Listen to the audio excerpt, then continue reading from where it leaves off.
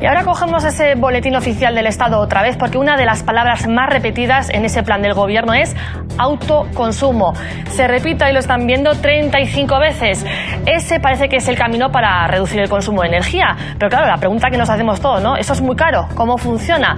Bueno, pues vamos a meternos en una casa que prácticamente se desenchufa de ese consumo energético. Vamos con Isabel Costa, porque nos preguntamos, no sé si se puede vivir, Isa, en una factura energética prácticamente a cero, Isa. Sí, se puede, Bea. Y os lo vamos a demostrar. Estamos, como dices, en una vivienda que se conoce como pasiva, una vivienda que genera más energía de la que consume. ¿Y cómo lo hace? Pues utilizando, por ejemplo, placas y tejas solares, con el sistema de ventilación y filtrado de aire, con los aislamientos y materiales con los que se construyen estas casas, con términos que nos van siendo cada vez más habituales, por ejemplo, cuando hablamos de domótica o de sistema aerotérmico como energía principal. Y para contarnos todo esto, nos hemos venido a esta vivienda para hablar con Ander Echevarría, que es director de la empresa 100% Biopasiva y propietario de esta casa que es autosuficiente. Ander, cuéntanos cómo se consigue. Bueno, para conseguir una vivienda que no tenga prácticamente consumo, que sea una casa positiva, tenemos que empezar primero por hacer una buena construcción, meter grandes cantidades de aislamiento que irán adecuados a cada zona donde estemos construyendo, pues unas ventanas de altas prestaciones. Aquí en este caso, como es la Sierra de Madrid, pues estamos con triple vidrio. Bueno, también tenemos que tener una buena hermeticidad, una estanqueidad correcta, pues para que no se nos vaya el calor o el frescor que tenemos dentro.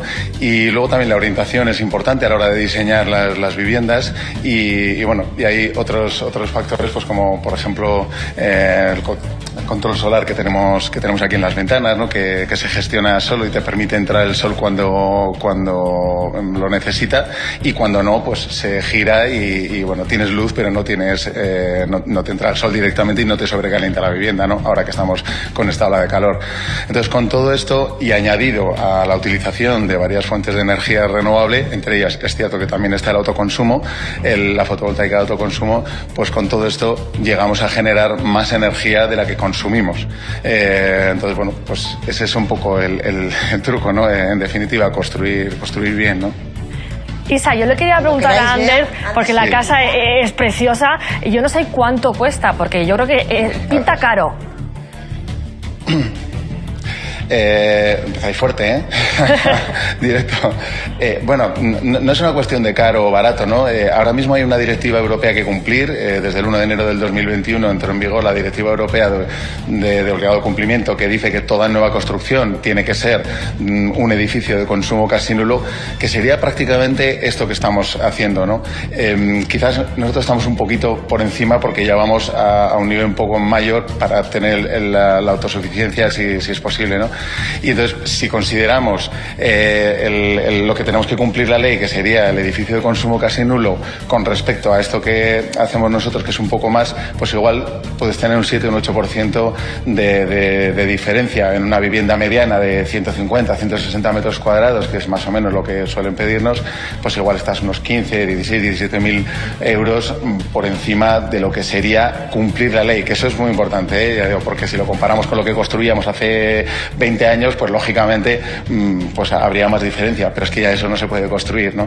Y esto de alguna forma es prevenir, ¿no? Prevenir que tengamos ahora como estamos viviendo en estos momentos, que no tenemos bueno, pues que hay que gastar demasiado y que las facturas son muy elevadas, ¿no? Bueno, en nuestro caso no es así, pero vamos, que sí, en cuanto al coste, más o menos, podríamos decir que una vivienda de estas características, de un tamaño en torno a 200 metros más o menos, pues estaríamos en 1.600 euros el metro. Hay que tener presente las subidas de los materiales en este último año, que casi ha encarecido en torno a 300 euros o cerca de 300 euros el metro cuadrado. Ander, ¿qué tal? Buenos días. Pensaba que no le iba a contestar a Bea, que estaba tragando saliva incluso el hombre.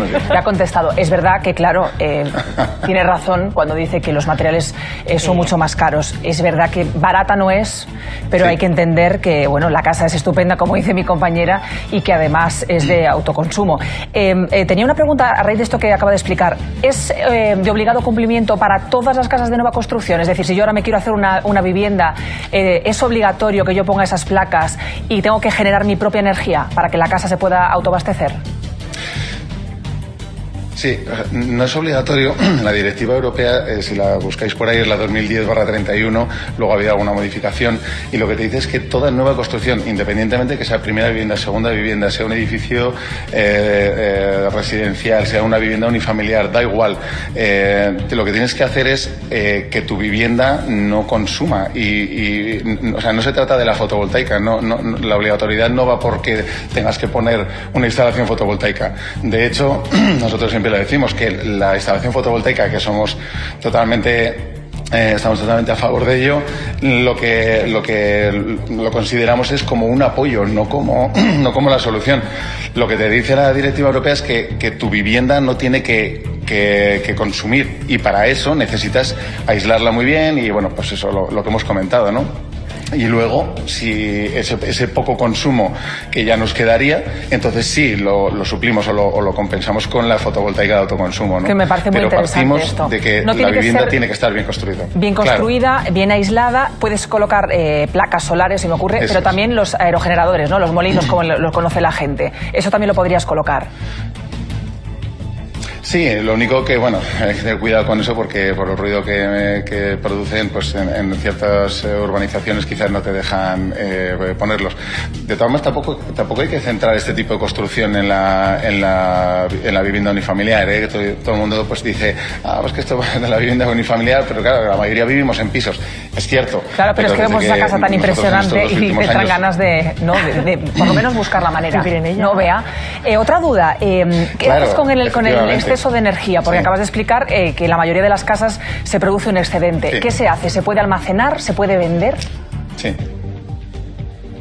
Ahora la ley te permite compensar. Nosotros hemos contratado hace poco, porque llevamos muy poquito tiempo aquí, te permite compensar ese excedente y volcarlo a la red y compensarlo en la factura. Nosotros hemos contratado ahora con una empresa, con una compañía que todo el 100% de lo que te suministran proviene de renovables, y que además tiene lo que llaman una batería virtual que te acumula, es como una hucha, ¿no? Ese excedente se acumula en esa batería virtual, pero no en forma de energía, sino en forma de dinero, de forma que si luego viene el mes de invierno y te sale a pagar alguna factura, pues porque no ha habido sol y bueno, has gastado un poco más porque ha hecho mucho frío tal, pues tiran de esa hucha y te compensan el recibo que te ha salido a pagar, ¿no? Y de esa forma, siempre vamos a estar en positivo prácticamente todo el año. Pues hablando además, de hay que tener en cuenta una cosa, no solamente estamos... Dime, sí. Perdona, sí. Que además... Estamos cargando 2 vehículos eléctricos. Nosotros tenemos 2 vehículos eléctricos, o sea que realmente tenemos la electricidad de los vehículos, la gasolina, tenemos la electricidad, la luz, la climatización, el agua caliente sanitaria, el calentarla, todo eso lo tenemos gratis. Con lo cual, pues yo creo que es más que interesante y merece desde luego la pena, que sí. ¿no? Y además se nota que va a ser el futuro. Ese esfuerzo que ahora nos está pidiendo además el gobierno, ¿no? Claro. Sí. A ver, esfuerzo vamos a tener que hacerlo. Mencionabas una hucha y yo pensaba únicamente en ahorrar, porque desde luego es más que apetecible tener una casa de esas características y además autogestionada, que genera su propia energía, que además la puedes vender. Más que interesante. Te doy las gracias por haber estado esta mañana en el programa del verano. Sí. Un abrazo. Estás sin estrenar muchísimas gracias a vosotros y a vuestra disposición para lo que necesitéis. Muchas gracias. Ojalá te necesitemos el día de mañana para tener una casa así, porque la casa es muy bonita, además decorada fenomenal.